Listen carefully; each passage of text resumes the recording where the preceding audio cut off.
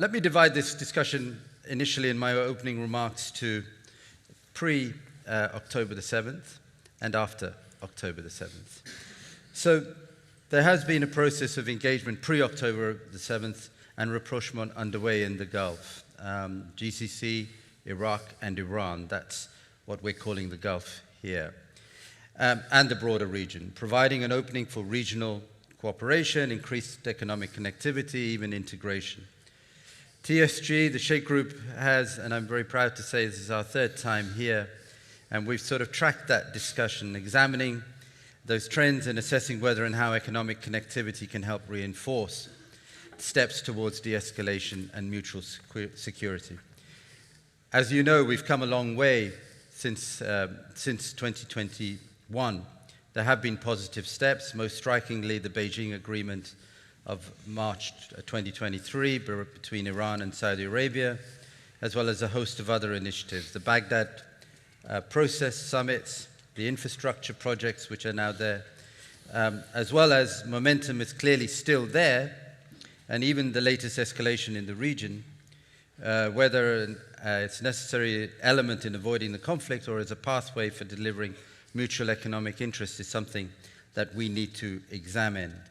At the same time, though, we do have, as has been said here in the scenarios that were painted, a different region.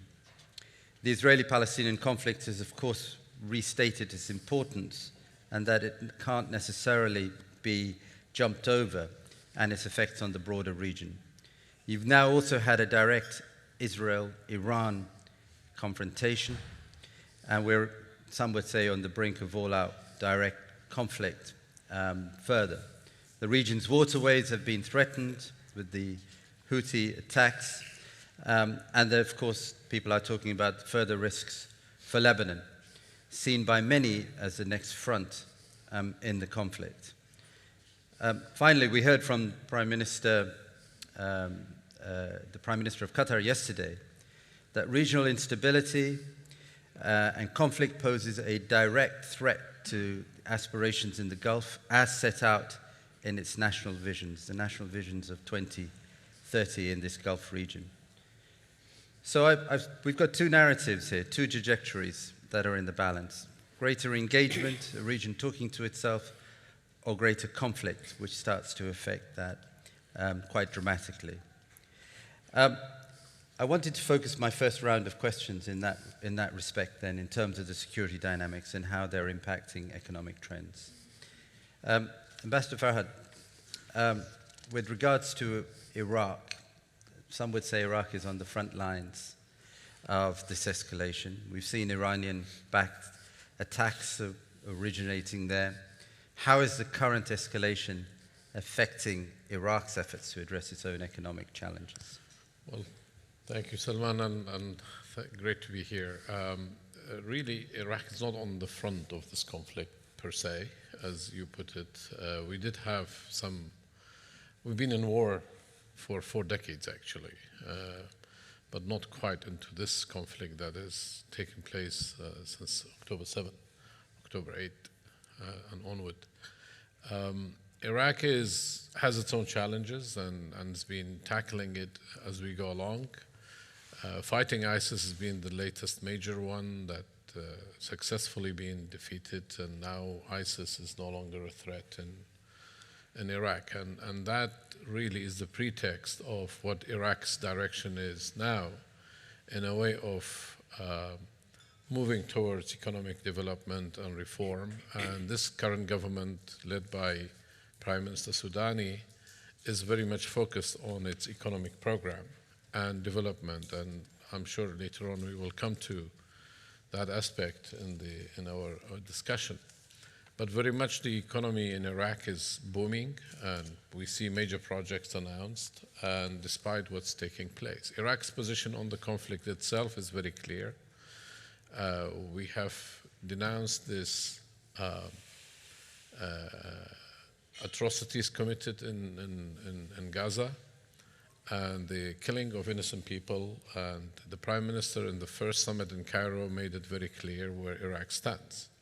However, Iraq is not party to the conflict directly itself, but is ready to help the Palestinian people in any way they can. And it's been through diplomatic efforts, through votes in the United Nations, sending aid, and so on. So we are in that front definitely an integral part of the Arab world, as well as all the efforts to lead to ceasefire and to lead to this conflict not to spread. And this is really the key issue that Iraq is focused on, is stopping the spread of this war. And escalation is something that's been talked about a lot by the international community, where people talk about de-escalation. However, we've seen the spread of this war, and as we heard from the Ziad and his colleague, the threats now is, if you look at it, a panoramic view, is you're talking about existing threat in the Gulf, but turn to the right a bit, and now you have actual threats and attacks taking place in the Gulf of Aden. The Red Sea maritime is reduced drastically. We have the war itself in Gaza. Then we have Lebanon. There is an unannounced war. There's conflict and attacks between the two sides in South Lebanon on a daily basis. We have attacks taking place in Damascus and the regions of Syria, and as well as we had attacks, direct attacks between Iran and Israel. So there is a major danger into this conflict spreading, and its impact is going to be huge. Iraq clearly is in the mix of this. But however, the government and the Prime Minister's effort is to keep Iraq outside the conflict itself as much as possible, use all its diplomatic means, talk to the friends, talk to the allies, where we can try to get de-escalation, as well as getting the rights of the Palestinian people for their own state, and really stop this killing machine that is taking everything. And we can see what's happening in Gaza. It is, and the sad part of this, it's in the full gaze of the international world and international community, where these atrocities and crimes are taking place. And that's the sad part of what's going on. Thank you. I will come back to you and push you a little bit more on the kind of projects and cooperation that Iraq has been fostering and supporting before October the 7th, and certainly continues to do so right now. Professor Hatim, I want to come to you. Maritime security has been an important priority for Oman, not least given your positioning in the Gulf, and that, of course, including through engagement with Iran as well. How do you see those risks regarding maritime security and more broadly developing going forward? And what sort of approaches or mechanisms do you think are required to manage this threat more sustainably? Yeah, if you look at the region, we have seen the piracy from Somalia because of instability and insecurity there. This has resided, and only after the conflict that started in October that we see that heightened insecurity in the maritime. And that's why we are looking at the major risk there is instability and conflict in the region. As long as this persists, the maritime security will be jeopardized. The US, as we know, has the main security, the principal security provider through the US Naval Force Central Command and through the combined maritime force that are based in Bahrain. But that did not make much difference. When the conflict is there, many things happen around it, and the attack by the Houthis is just bringing to the attention the need and the focus that all stakeholders need to address this, not just specifically the principal powers in the region, be it the US and the UK. Oman has established a marine security center that has been doing lots of work internally within Oman with different agencies on the defense side as well as on the civil side, as well as with other nations, specifically Iran. A number of drills have taken place, Pakistan, India, and obviously continuously to do a lot of drills with the UK and the US. So there is a lot of engagement in that. The center is focusing on maritime piracy, illegal migration and infiltration, illegal fishing and overfishing. So it has a very broad mandate and looking at the marine pollution as well, making sure that the resources and the assets are ready and can be deployed. Lots of coordination that is happening with the GCC countries through exchange visits and through military cooperation. All that are necessary but not sufficient to create stability and to prevent disruption in the maritime security. So the major issue that we have to be aware of, and we are aware of, is that regional insecurity will spill over to the maritime security, and Oman is doing its best to moderate, to cooperate, and to work together with stakeholders in all areas that can be helping in that sense. But in many cases, as we see, the latest, the Iranians have taken a ship in the Strait of Hormuz. You cannot avoid that. If there is a conflict and there is triggering for that conflict, such action will be triggered, and therefore you cannot avoid it. In spite of all the good work that is being taken place, that is unavoidable. So I see the major source of conflict and instability in the region is likely to fuel and to escalate the issues of maritime security, and we have to be mindful of that. And unless the conflict is resolved, we will always be up to these challenges, and we have to face it as we go forward. Thank you. Bijan, from an Iranian perspective, its message was clear in the early days after October the 7th. Many analysts would say that it wanted to avoid an all-out war, even if it was perceived as Iran's proxies, which were raising some level of escalation. Yet after the attacks on the consulate in Damascus, we saw, as everyone knows, a direct confrontation, which for the first time, Iran attacking Israel directly and then getting a response. Can Iran, when it comes to the region itself, keep a balance between its neighbors' first prioritization, particularly prioritizing engagement and economic ties, and its more, some would say, revolutionary-driven, tougher approach in terms of Israel and the US presence in the region? Thank you very much. Good morning, everyone. It's a pleasure to be here. I think your approach of looking at the events before October 7th and then trying to understand what trends we were dealing with is a good approach, because sometimes we forget when a crisis happens, we focus so much on the crisis that we forget the medium to longer term developments. Before October the 7th, there were three important de-escalation processes. You mentioned one of them, Iran, Saudi Arabia, or we can say Iran, GCC. We're on a very good path of de-escalation. Obviously, the Saudi-Iranian pact that was brokered by Beijing was important, but there were other processes. Hatim talked about Oman, Iran, UAE, Iran, and so on. So GCC, Iran were de-escalating.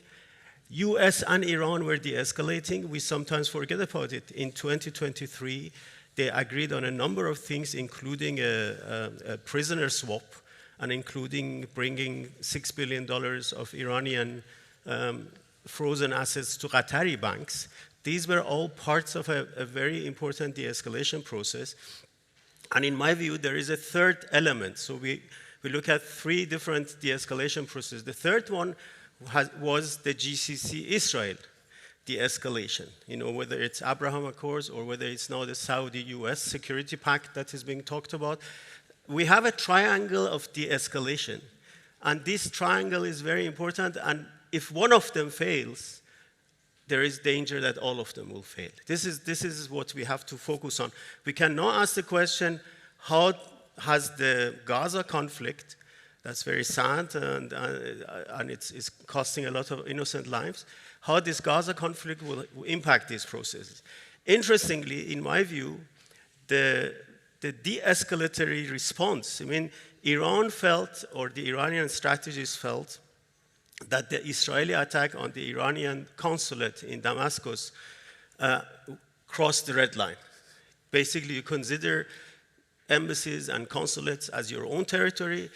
Essentially, Israel, for the first time, attacked Iranian territory. So they had to, and military strategists are very obsessed with this notion of deterrence.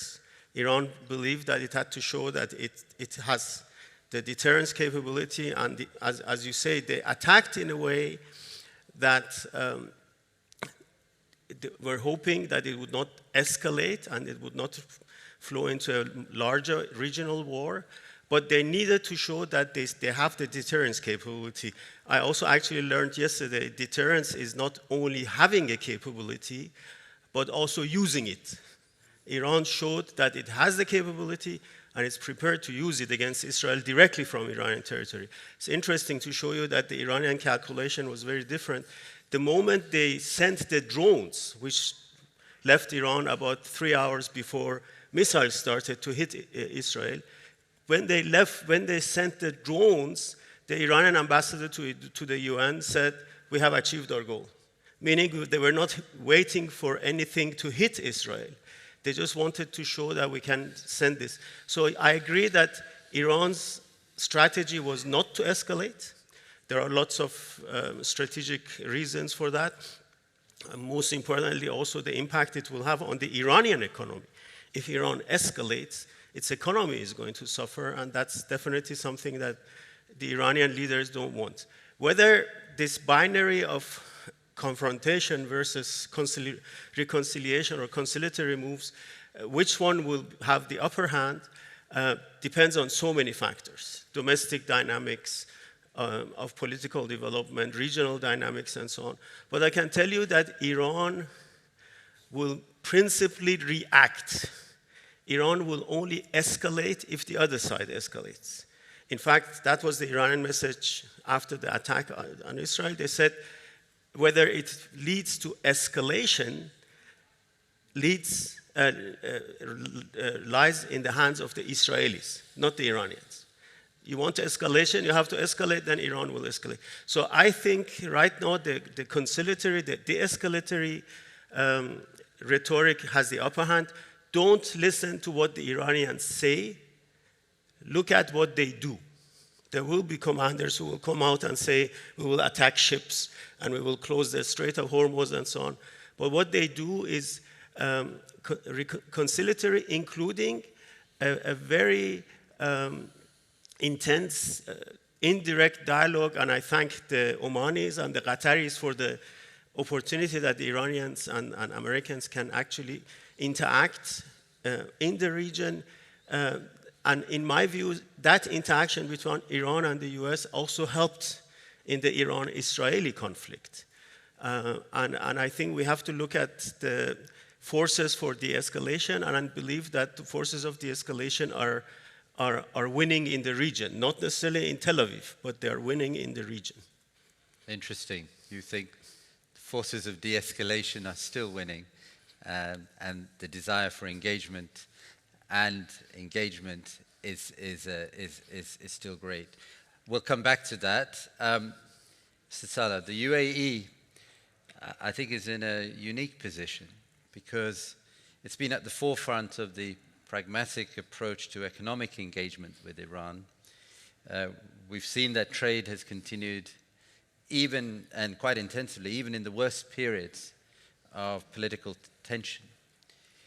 Do you expect to see disruption to this process now in light of the scale of the escalation that we're undergoing? And then just to add, UAE has also been managing a balance. Again, you're unique in that you've maintained relations with Israel and also Iran. Is that course still viable in this period? First of all, thank you, Salman, for giving us the chance. Giving you a history of how our leaders approach such conflict and such differences. See, there is two options. There is two areas which you have to have focus on. One is the concern, one is the influence. Our government have noticed that there is so many concerns surrounding us. And if we just sit and watch and pray that these concerns and issues will be solved, we will not be able to take the countries and develop wherever we are. And I think this is what's been embedded in UAE from the early days.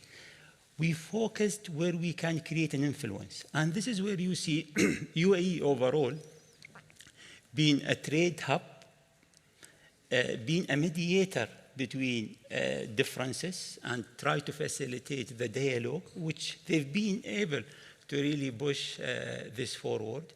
At the same time, in good time and bad times, where the conflict is high, where the conflict is low, you see our leaders focus on how can we focus in our influence areas and develop and create what we see right now. If you see right now, Dubai specifically, if we speak about Dubai, Dubai is the trade hub where we have more than 200 nationalities live in harmony, all believe and say, this is my home. This is not an easy objective to achieve. With all their differences, the other things, you see different exhibitions taking place for private sector and for trade. You name it, Gulf Food, Air Show, airport, GITEX, whatever you're looking for in terms of economy, development, peace, UAE is trying to push toward that to bring the peace and the harmony among everybody in the regions. And they've been successful in doing it. If you see right now, with whatever the situations and the concerns surrounding UAE, we've been able really to hit our targets in terms of development and more people. And I think the whole region is looking for such role model, example, as a country to have for their own, with all the differences you might be having. But I think, based on the latest finding, based on the research being done, all the young generations look up at UAE, Dubai, as their role model country to live in and have prosperity. Because conflicts, what's the opposite of conflicts and war? Peace, prosperity, development. And this is what is already being demonstrated in the ground, I would say, in the region, in UAE and in Dubai specifically. Thank you. And I want to go a little bit further into some of that cooperation. I'll start with Pastor Farhad on this, actually. With regards to Iraq, how does regional cooperation fit within Iraq's economic program? You said Prime Minister Sudanese is prioritizing the economic side more than anything else. Of course, there is the example of the development road, which I'm sure you may want to talk a bit more about. We've also heard proposals focusing on GCC and Iranian cooperation within Iraq, and Iraq being a testing ground for that, a sort of a third country space for greater economic cooperation between them. How workable is this idea, and what specific sectors might be the most appropriate? Well, it's very workable, but just before that, I want to go back to Bijan and say that the Iran-Saudi was instigated and worked by Iraq. I appreciate that, yeah. I thank the Iraqis as well. Bijan just clinched the icing on the cake, but hard work was done by Baghdad. That's true. Really, this government's philosophy and the Prime Minister's philosophy on our work is based on two important principles leading to a third. Iraq first is the key issue here for us, where we put Iraq first in any policy that we have. And secondly is what we call it productive diplomacy. And that leads to creating common interest. Iraq, instead of being an area of conflict, we want Iraq to be a place where interests meet, and as we create this common interest for not only between Iraq and bilaterally with the individual countries, but actually for the whole region. And as you mentioned, the development road is a very good example of that, where the project was launched last year in a way as an idea, and 2 weeks ago when President of Turkey visited Baghdad, it was signed by the ministers of transport of Qatar, UAE, Turkey, and Iraq in Baghdad, where they signed the initiation of the project. Actually, work will start. And this road is not just a road for taking goods, actually. It's a much bigger deal, especially for Iraq. It's going to be a major economic development for Iraq, where we are talking about 15 hubs within Iraq, and each one will be based on industrial zones and many smaller projects. We expect 100,000 direct employment for the project in Iraq itself, as well as linking especially the Gulf with Turkey and then beyond to Europe. Obviously, the development road is the quickest road between Far East and Europe by all measures. Now, a lot of people talk about different roads. By the way, we are quite happy that there are different roads. There's not alternative. It could be in cooperation. And now we are talking about escalation and maybe Strait of Hormuz and all that. So the need for such roads is even greater now, where we need to find alternative routes to be taken. And Iraq is right in the forefront of that project.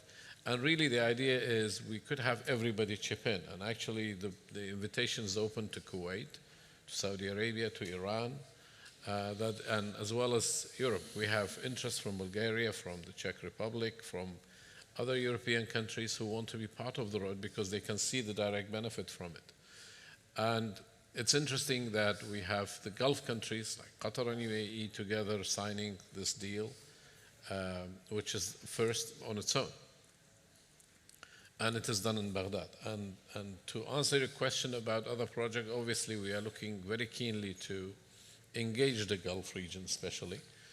We have UAE going to be managing the port, and we know that UAE port authorities are, well, world known, and they are the leading in the market, and they will be managing the Al-Fao port, which is going to be the lifeline of this project also.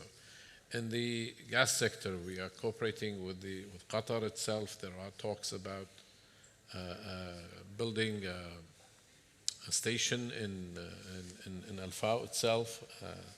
There will be petrochemicals we are looking at with Saudi Arabia. We are looking at the pipeline between Basra and Aqaba, and from there to Egypt, where there will be petrochemical factories and other refining products facilities based on whatever oil we send there. Probably about 40% of it will be refined and 60% to be exported. So these are all to do with we want to diversify from oil only to other trades, but as well as tying the region to Iraq's interest. So the common interest is really the key word here, and that is feed into what the government is doing and how we can, for the region, it's for the benefit of all people of the region, because we have seen wars. In Iraq, we lived through 4.5 decades of war. And we know how devastating war could be, and we could very well do without it. And that is definitely what the Iraqi government is focusing on now, where we want the people to flourish, the economy to develop, and jobs for the new generation. And as you know, that Iraq is a very young country when it comes to population, about 60% under the age of 30. And we are growing very fast, probably the fastest in growth in the whole region, if not in the world. So I think it was 3.4% or something like that, our growth rate. It's quite a lot. And it's a challenge on its own. But the idea is to develop the economy as we go along with the region. And Iraq is firmly back into the scene and into the arena, especially with the Arab world. Our relationship with the Arab world is by far better now than any other time. And I would emphasize with the Gulf a lot more. And I give you a simple example. Now we have actual money, Qatari money, reaching to nearly $5 billion invested in Iraq as we speak. We have UAE reaching similar level as we speak. There are actual dollars on the ground. Saudi Arabia pledged $3 billion, and actually yesterday I think they had the Council of Ministers announced to Ministry of Health and the Anti-Corruption Commission in Saudi Arabia to sign a memorandum of understanding with its counterpart in Iraq. So our even institutions are linking with the Gulf institutions now in cooperation, and this is first. This hasn't been seen for the last 2 decades. So we are into creating this common interest and tying up the region to Iraq as well as Iraq to the region. Great, that's very, very useful and encouraging. Thank you. We have just over 12 minutes, so I want to get through a quick round of questions, again on the theme of cooperation. Professor Hatim, the GCC, yesterday Prime Minister Mohammed bin Sheikh bin Abdulrahman Al Thani mentioned the GCC role here as well, and as chair of the GCC. To what extent can the GCC foster greater economic cooperation, both within itself but also Gulf-wide? A lot of activities has been going on to connect the GCC. Latest is the railroad network. We just signed a contract to link Suhar port to UAE, and from there all the way to Kuwait. And this will create some sort of easy connection with Iraq, Iran, all the way to Turkey and to Europe. So this is a very important issue that is building up internally in the GCC, and that can benefit any link that can happen in the future. We talk about the project that has started earlier and has been more or less completed, the electrical grid among the GCC countries. Again, that can be extended to Iraq and Iran at some stage in the future. The water security that can be gained through a network of pipelines that start from Oman all the way to Kuwait. Again, to address the issue of security and to address the issue of cooperation. So such project that has been taking place in the region can benefit and can extend to Iran and Iraq, beside the maritime connection that is easily done and it's already established. Trade is an important issue and aspect of that. We talked about food securities in our discussion. Food security doesn't have to be initiated by governments, but can be done by the private sectors, and is done as has been stated now between Dubai and Iran in such a larger scale, and from Dubai all the way to other GCC countries.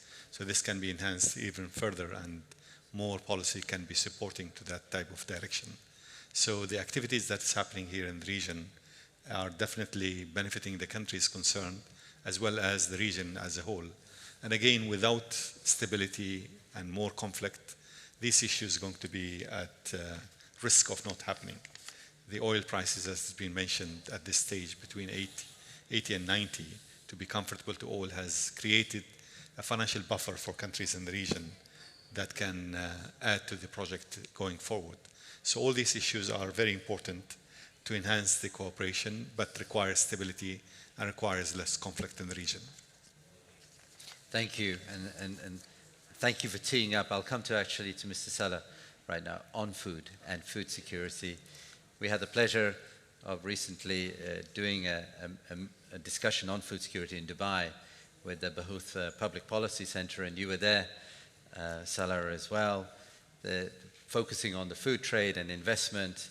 And given that it's also exempt from sanctions, which I'll come to for a second, how do you see this element of food security and cooperation in the region developing? What's required to make it work? And what's the balance between what is business-led and what is states-led as well in that regard? Thanks. Before I start, I just wanted to speak regarding the importance of GCC. I do believe that GCC have a great potential really to demonstrate peaceful, trust, prosperities, and growth. And why I'm saying this, both with all the challenges you see globally, US, Ukraine issues, in Europe itself lately, I see GCC have a bigger role to play because one of the great leaders who we have, who are passionate, want to change and want to develop. The other things, as I said, the unstable global challenges. So people look up to the GCC to play a major role in spreading these prosperities. And we can see what UAE is doing, we can see what Saudi is doing, we can see what Qatar, what Oman, and Kuwait, Bahrain. I'm sure that spreading this kind of visions will create a very strong regions which could really spread this development and peace and trust among the globe. The other thing, what I want to bring back to your question, Salman, I do believe these big challenges, food security, health, sustainability, creating jobs, has to be led by private sector. Government could solve these challenges in the early days in the GCC because population were small, we weren't having this much number of graduates yearly, so people and these problems were very small, which could be managed and handled by government. With the amount of populations, with the complexities of the challenges, with the size of these challenges, government cannot really solve it alone. Private sector has to have a major role in solving these issues. Sustainability, how government could solve sustainability while most of the production is happening from private sector. Health, how can we create the private sector? Food sector and food securities. It's a big challenge we have in the GCC. One, because 90% of our food is being imported in different parts of the GCC. This is one thing. The other things is how can we develop an in-house capabilities from manufacturing, productions, at the same time having the right talent who could leave this sector. And when we talk about food security, it's a big challenge. I remember when we had COVID. COVID was a big hit. And I remember that day, 26th of March, 2020, I don't know, people from UAE would be knowing that day when the lockdown has been announced for 2 weeks. Imagine, Dubai airport being locked down, Dubai Mall to be locked down, the whole roads, Zayed roads. So it was a total shock for everybody who've been living in Dubai or in the UAE. It wasn't easy for us, but it was a wake-up call for all government that this challenge has to be taken serious. And from that day, we've seen a lot of initiatives being taken. That one thing which really affected our concern in terms of food. The data, the availabilities, how much this food will be lasting, and we start different countries locking their border. So it was a little bit tough wake-up call for everybody. And we've seen government who've done good, and we've seen government who've really done bad for their own nation and their people. So from that day, then Ukraine challenge with Russia, it really affected the food securities in our regions where the prices went very up, logistics we've been disturbed, and lately with the latest challenge we've been seeing in Gaza and Israel conflict. But what makes our also challenge bigger, that we in the GCC, we've been assigned by the Red Sea, the Arab Sea, and the Gulf. So there is a threat of accessibilities if something goes wrong.